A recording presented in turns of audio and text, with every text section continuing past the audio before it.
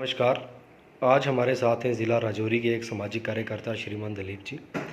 समाज में चल रही गतिविधियां और राष्ट्र में चल रही गतिविधियों पर आज हम उनसे बातचीत करेंगे और दलीप जी बताएंगे कि राष्ट्र को मजबूत करने के लिए, समाज को मजबूत करने के लिए और जो भी हमारे अन्य विषय होंगे उन पर दलीप जी आज रोशनी डालेंगे।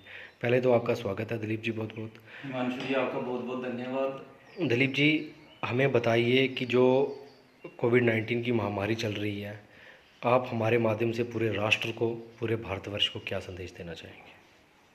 हिमांशु जी, जैसे ही कोविड-19 पूरे विश्व में, जैसे ही विश्व को चपेट में इसने लिया, तो चाइना से शुरू हुआ, तो भारत ने शुरू में ही अच्छे स्टेप्स लिए। जैसे कि भारत के प्रधानमंत्री नरेंद्र मोदी भाई जी ने पहले ही भारत में लॉकडाउन कर दिया।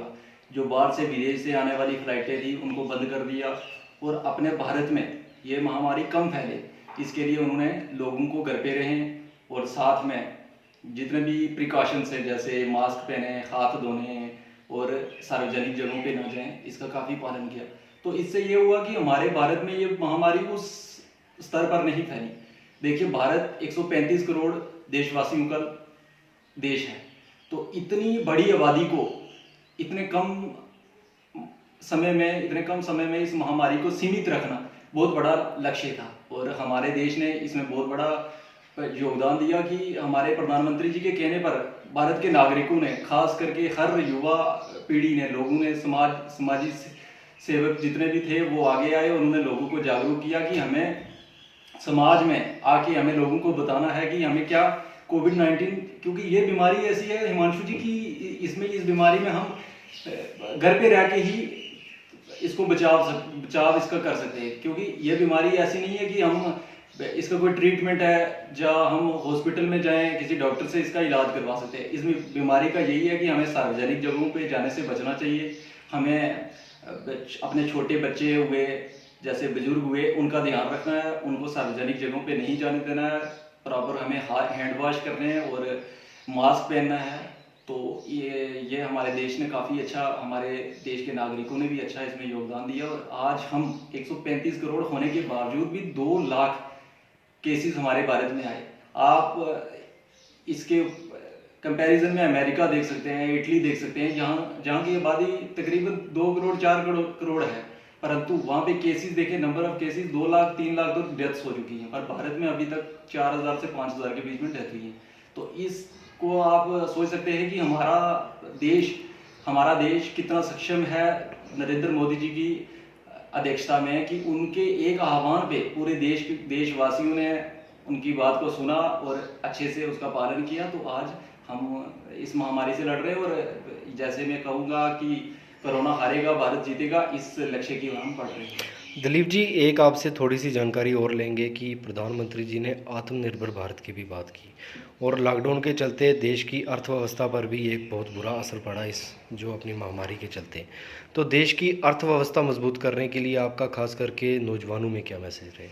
हिमांशु जी, जैसे ही लॉकडाउन खुला तो लोगों ने कहना शुरू कर दिया कि देश में अब ये नरेंद्र मोदी जी को कोसना शुरू कर दिया लोगों ने कि अब देश में खुल गया तो अभी बीमारी और बढ़ेगी। देखिए, किसी देश को चलाने के लिए उसकी अर्थव्यवस्था का मजबूत होना बहुत ज़रूरी है। तो लॉकडाउन हम ज़्यादा देर तक नहीं रख सकते।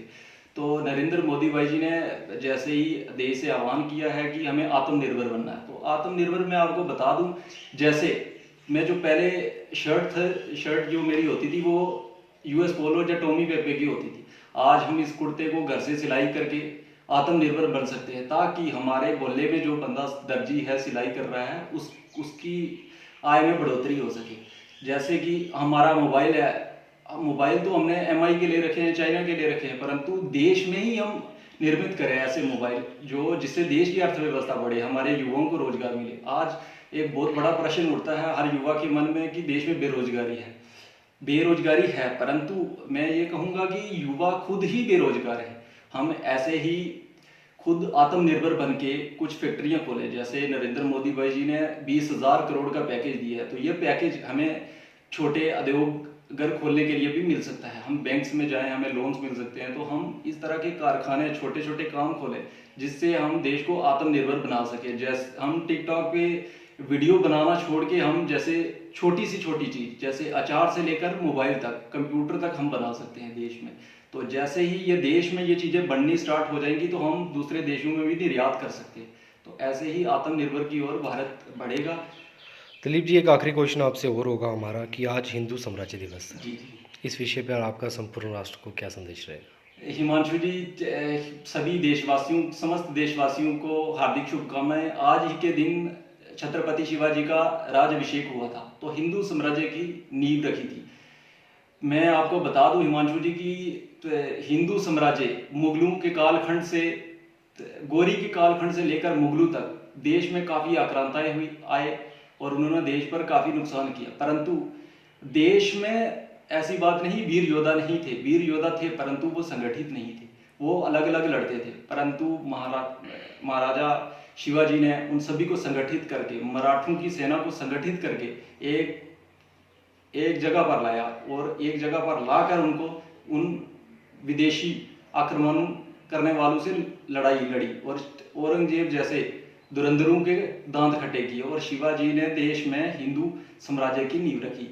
तो सभी हमें अपने बच्चों को वीर शिवाजी जैसे योद्धाओं की कहानियां बतानी चाहिए, ना कि हमें टिकटॉकर्स और इन लोगों की कहानियां बतानी चाहिए। दिलीप जी, बहुत बहुत धन्यवाद आपका। धन्यवाद हिमांशु जी।